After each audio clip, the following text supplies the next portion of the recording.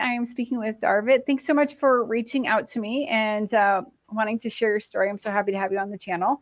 Thank you for inviting me. Yeah, you're welcome. Can you tell us a little bit about yourself and your journey? Okay. I was actually born in Pennsylvania. There's actually a city that was, well, it's a town that was really close to where I was born, maybe about an hour away. And the city, they had a lot of coal mines. And what happened was they decided they had too much trash and there was so many people that they lit the trash on fire.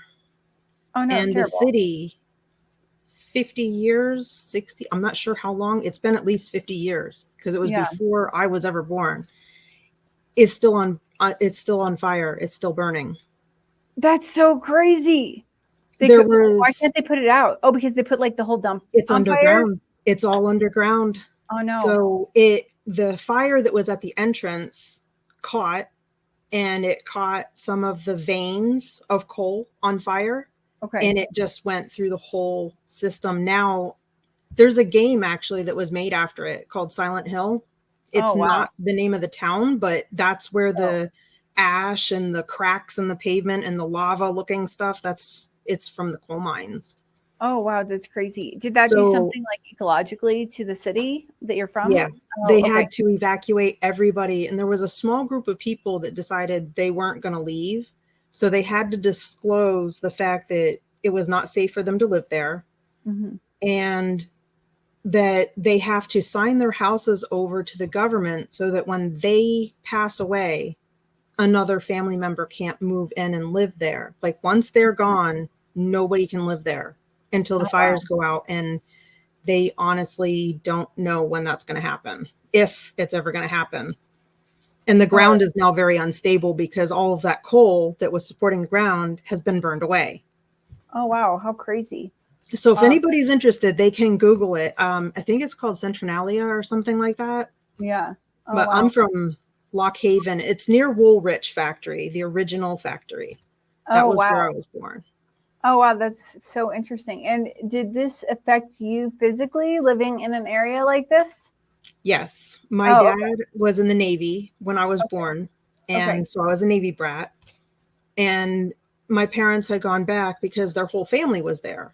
And I was in school, and then we had mountain runoff water. It was very, very clean, like the best tasting water ever. And it was natural filtration. There were septic tanks. It was a very clean area to live. A lot of farms. It was very, very much farms. It was all old native land. We had arrowheads that we turned up in the backyard gardening. Wow. I love that. It was my family's ancestral land. And I grew up in a minister's house attached to the church that my grandparents took care of. Okay. It was a little white church, like picturesque, you know, right next to Amish country. So if I have a little bit of an accent, I still sound like I'm from Pennsylvania. So I've been gone for years, but my parents took me and left because people started getting sick. Really, really, like infants being born with really bad cancers like lymphoma, bone cancer. I'm getting chills just talking about it. It's awful. Yeah, and so I watched my friends and my family all get cancer. My grandparents are all gone. Yeah. And my great grandmother was one of the last to die, and she was 98. She died 3 weeks before her birthday. She would have been 99. Oh, wow. My parents did not want to wind up like their friends. All their friends from high school, I think there's like 2 of their friends are left because they started fracking. Oh, no.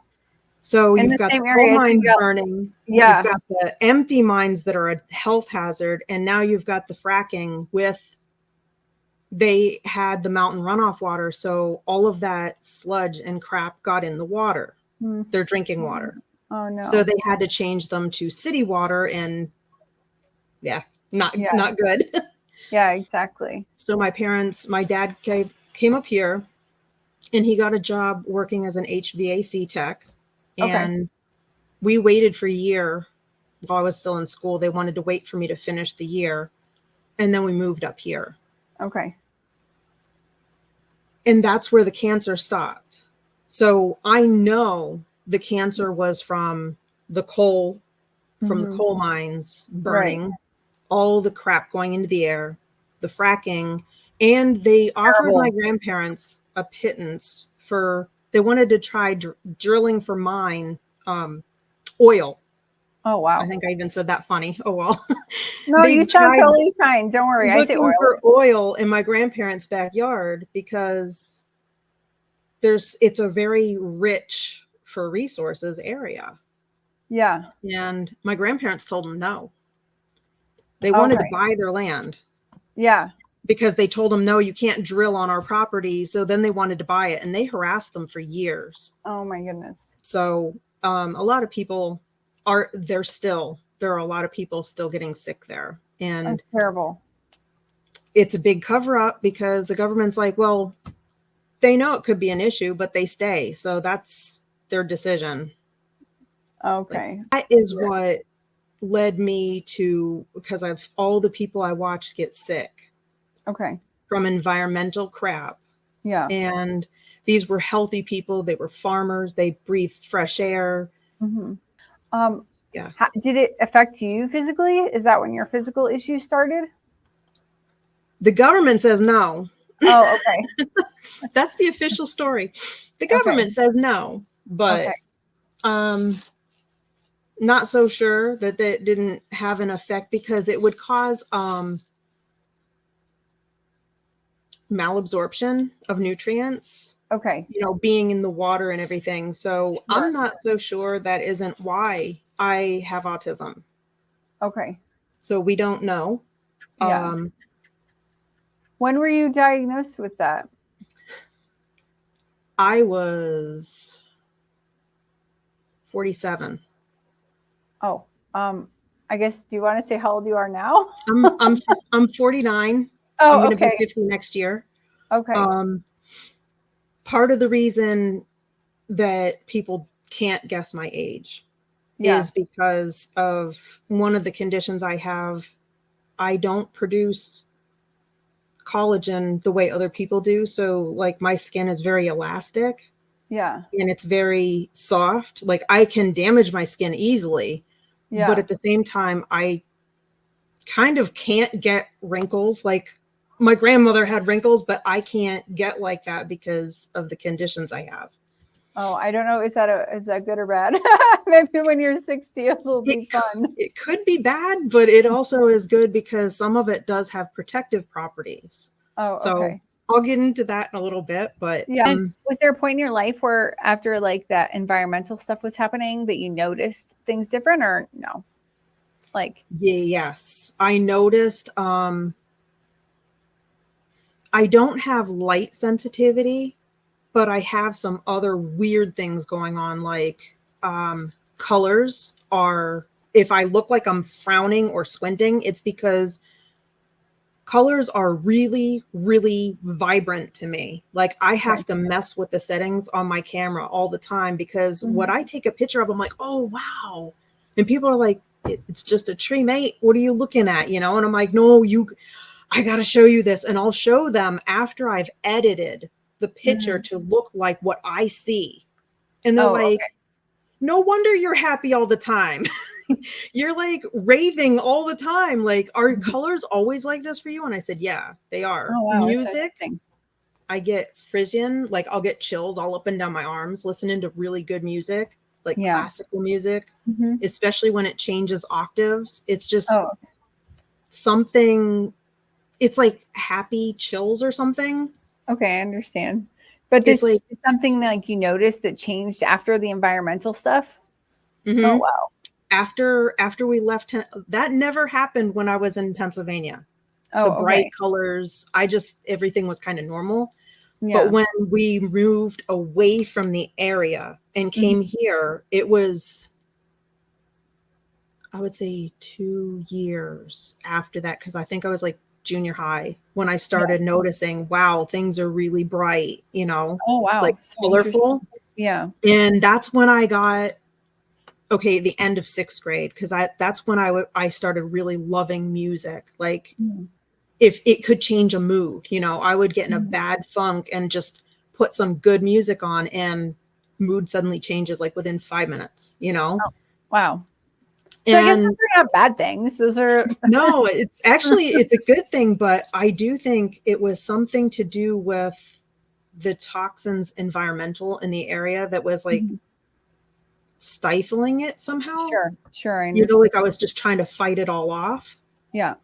And now that I'm on strict carnivore, I'm noticing that again. Like I have really vivid dreams sometimes. And my boss sort of thinks, he's got a theory that it's because I'm now finally able to absorb some of the B vitamins that I Oh, yeah. was severely lacking. Sure. And So that yeah, also, we could talk about carnivore because usually that's yeah. what we talk about. How did you find carnivore and why are you doing it? So I found carnivore because when I was pregnant with my son, I was living in Tennessee for a little bit. And he was a big baby. I'm a small person. I'm only 5'3". So, Oh, and wow. that's pushing it. I'm at 5'3". So, I need to like sit up. I look shorter than you and I'm actually taller than you. oh, I can tell because I'm like, most people are about my height or a little bit shorter or a little bit taller, but some of them are like, yeah. Some Yeah. people I'm like, I feel like a little kid standing next to this person. Yeah, I But understand. So you were pregnant with your son. Why? yeah. And Okay. he was like 23 inches long when he was born. Oh, wow. I don't know where I fit him. I really don't. But when I was pregnant with him, they were worried about how big he was getting. He Yeah. wasn't a big around or anything. They were just like, you're all baby. And the midwives were worried. They're like, we want you to have a natural birth. So we're going to send you to a dietitian to make sure you're getting proper nutrition for this monster of a child you're growing. They're like, he's going to be born and be taller than you. So the dietitian was wonderful. Like in mine, this is back in like 1999. Oh, So wow. she was ahead of her game because Right. she put me on a very low carb diet. I was not to have any grains or vegetables or cereals or anything like that Oh, for breakfast. wow. She wanted me eating bacon and eggs. She goes, you got to feed that boy bacon and eggs. No pancakes, no fruit, nothing that can break down into sugar for your first meal of the day. Okay. So I started losing weight. While you were pregnant. Not while I was pregnant, but not a lot. And major easy birth, all natural at the midwife center. His Beautiful. APGAR score was off the chart. Oh, wow. Off the chart. And even now, I'm like, you're scary smart. You're scary smart. Both my kids, my daughter too. I also saw a nutritionist when I was pregnant with my daughter, just to put that in there. I made sure I wanted a healthy body and a healthy baby. Right. But I noticed I wasn't getting the massive headaches that I used to get. I don't know if anybody mentioned this before, but autism, ADHD, neurodivergency tends to get a lot of headaches, and they can be wicked. Oh, wow. Like Didn't know in that. the back of the head where your head connects to your neck. Awful. And so I noticed the headaches went away, and I'm like, it's got to be something to do with the sugar, you know, and everything that breaks down into sugar. And I went back to her and she goes, wow, you're doing good. My body wasn't as reactive, like knee-jerk reactive, when I did get something that had some carbohydrate in it. Okay. So it kind of stuck in the back of my head. And then she says, well, you know, if you want to continue, there's no harm in going like Atkins or Protein Power Plan. Those were the only ones we had at the time. Okay. There was In the no such thing as late 90s. carnivore. Yeah. So I did go on. I lost, about, I wasn't really big, but like maybe 30 pounds. Oh, wow. But, and that was like, I was also nursing at the time, but Yeah, like you're going to for sure lose probably weight like that way. 6 months or so, about 30 pounds. Oh, wow. And I did a lot better, but I was tired. Mm. It made me really like exhausted. And I was making sure I was eating enough and stuff. I'm like, why am I so tired? Here's the thing, Atkins limits fat. Okay. It was the low fat thing. So hormonally, I was very tired. I also Mm. went for almost 8 months without a menstrual cycle after my son was done nursing. Oh, after he was done nursing. Oh, wow. That's And they rough. wanted to give me a hysterectomy. I said no. And I Mm-hmm. went to a naturopathic doctor. She worked in, it wasn't like a GNC, it was like a holistic wellness center. I Yeah. hate to put it that way because they get a bad rep now. She Sure. was an MD, but also studied plant compounds to Okay. differentiate the difference between her versus other doctors that, Okay. oh, I'm a homeopath. Well, Yeah. she gave me a progesterone cream to put on my Yeah. arm, and you only use like an inch. It worked the first month. It Oh, wow. worked, and Yeah, I my know. I body did the went same. back. It's like I I had did to the same. jumpstart. Yeah. So, but that saved me from the hysterectomy. And I went, what does she know that these other doctors don't know? So I Mm-hmm. started picking her brain. I'm like, this woman's really smart. Let me talk to her a little bit. And she also said the same thing. Like, we should not be eating this much sugar. We shouldn't be eating this many. Yeah, there are good compounds in plants, but there's also a lot of bad in them. Mm-hmm. And that was the first time I heard about castor beans being toxic. Is that from the castor oil? Is that what makes castor oil? Yeah. Yeah, you hear a lot Like, when you're pregnant about taking castor oil to like jumpstart the labor. there's a reason it starts the labor. Nature realizes that the baby's under threat, so better get it out. I'm not kidding. So glad I didn't do that. Oh my God. Yeah. The same thing with black cohosh. Oh, Natives use the black cohosh to try to start labor yeah. contractions. Okay. Yeah. It could be dangerous. Mm-hmm. Oh, It's still, and that's why I constantly tell people that I am trying to help. I know it's a supplement, but you have to look at all these bottles as medicine. yeah. Even Sure. food you can look at as medicine, but especially if it's like in a capsule or a drop form, that's medicine. Right. Yeah, sure. Don't willy-nilly it, because you can wind up in the hospital or worse. It's okay. So you were doing this low carb thing, but kind of not with a lot of fat back in the 2000 time period, 99, Yeah. 2000. I think around there is when maybe 2003 I was doing some Adkins. It wasn't really Adkins, but it was some idea that we were doing Adkins. Mm-hmm. When did you fall off of eating that way? And then when did because you got diabetes, type 2 diabetes Mm-hmm. at some point. So It was can when we you tell moved me back up. that? Yeah. Yeah, we moved up here there were a few deaths in the family. They were the kids were losing their grandparents. I'm And I sorry. didn't want them to grow up not knowing who they were.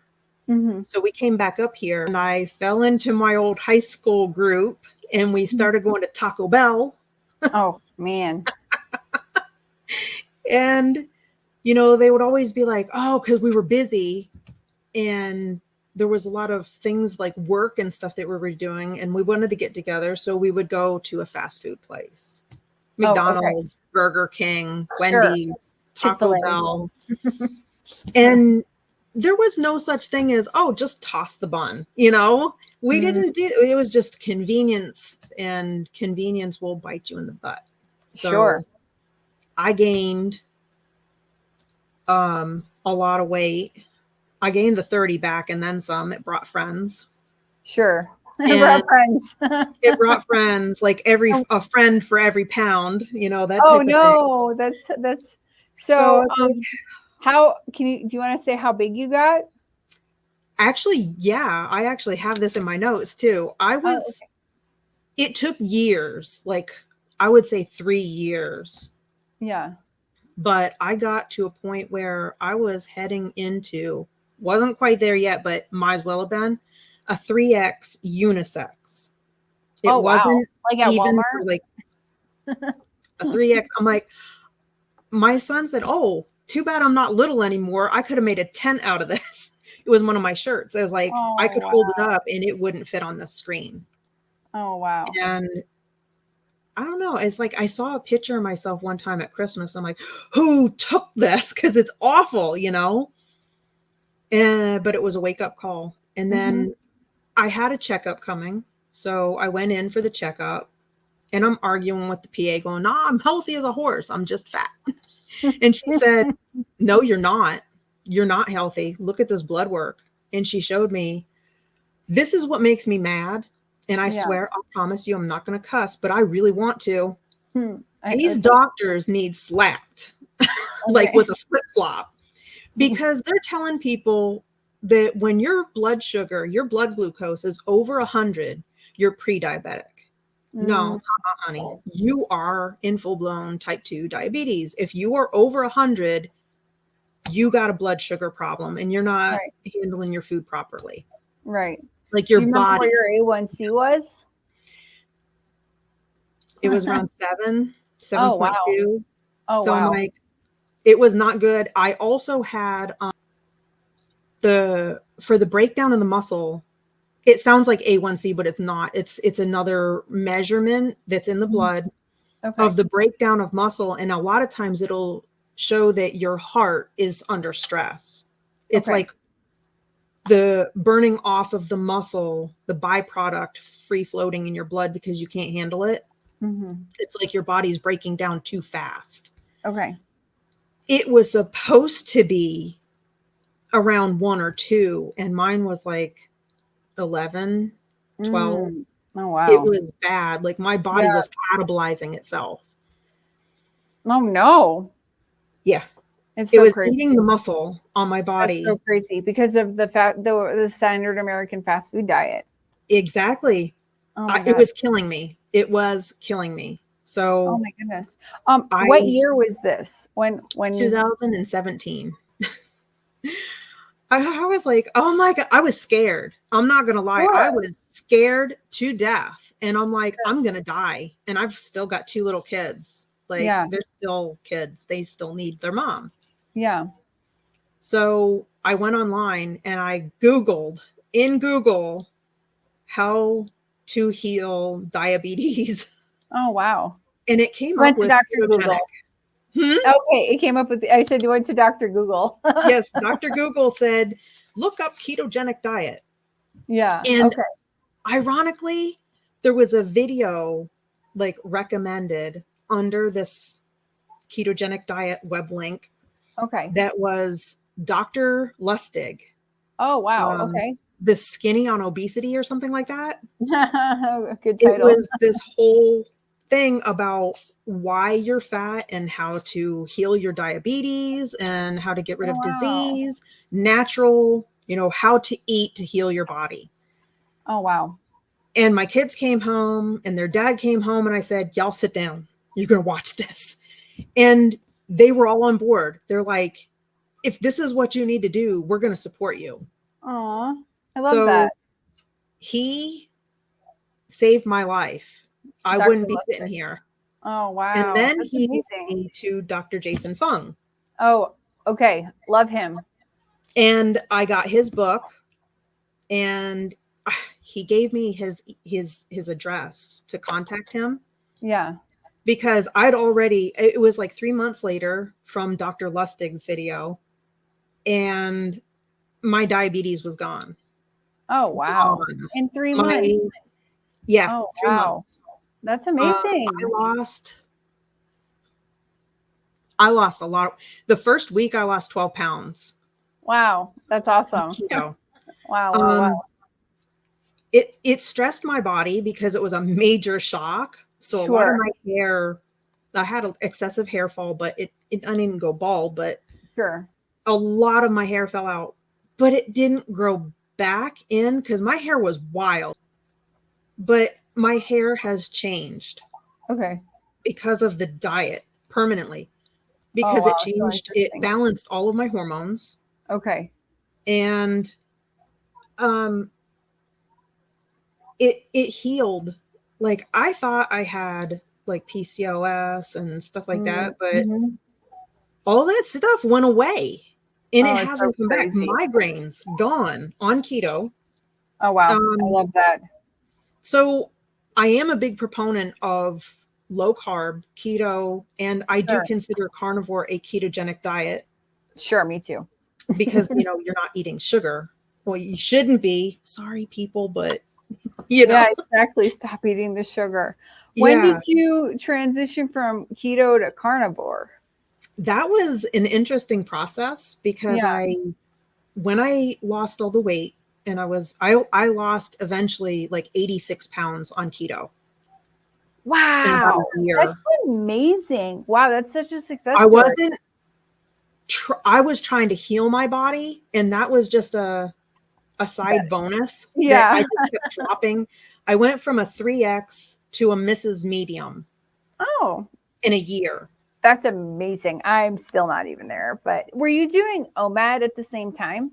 No, Oh, okay. So I what? wasn't. I didn't start doing OMAD until probably about 8 months, 9 months. It was almost a year after I started keto Oh, that okay. everything kind of slowed down and evened out. And I'm like, I'm not there yet. So I want Okay. to go further. So that's Sure. when I started intermittent fasting.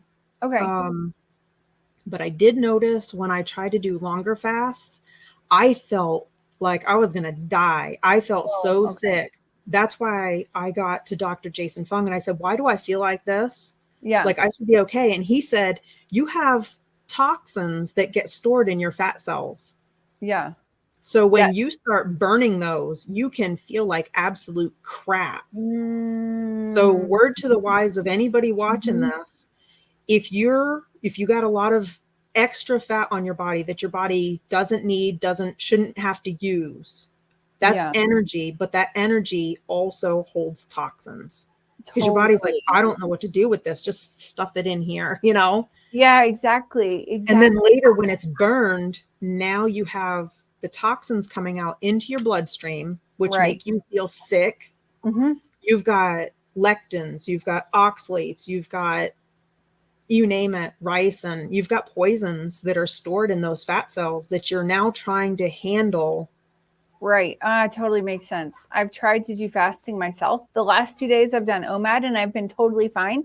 But there's Mhm. been times where I've tried it and I just felt, oh my God, I'm gonna die if I don't eat something right now. Like I Yeah, felt it's like you very, have, very bad. Like, and yeah, my back would hurt. Like things would start happening yes, and I the didn't pain understand in like why. your shoulders and Yeah. stuff. Oh yeah, And so that's the I'm toxins. I'm happy at now. But I've been doing carnivore. Sometimes I've screwed it up, but since March 2023 is when I started on this whole carnivore path. And We don't um, count the times that we hit a road bump because no, you're still, you go right back onto right, it. It's you just go fine. back onto it. Yeah. Exactly, There is exactly. no like, oh, I messed up, I have to start over. No, just Oh, I get hate back when on people the say I'm on wagon. day one. I'm like, oh man, I'm not doing day one. I passed day one on day one. I'll start again on Monday. No, No, just you do it start now. on your next meal because that's what's going to heal you. Yeah, exactly. I love that. But that makes so much sense because now it's like a year and a half later and I'm like, "Oh, I can do OMAD now. Maybe I'll lose some weight. Maybe my body needs to do this I've only process." eaten once today and it was Wonderful. a steak like a little bit bigger than the palm of my Oh, hand, wow. but it was it was brisket and I put it in Nice. the air fryer. Yeah. Oh Yum. my god. Yeah. Just nothing but Delicious. salt. And it was so good. And I'm still running on that. And that was like at 5 o'clock. Oh, And I okay. didn't eat anything before that. So Nice. the diet helps a lot. Like it makes you just less reactive. Like Totally. everybody says the carnivore zen, but it's true. Like, Yeah. I mean, I never was like a mean person or, you know, nitpicky, none of Yeah. that, but like thin skinned, like people's comments would like get to me. And now Mm. it's just like, that's your opinion, you know, I'm Well, good.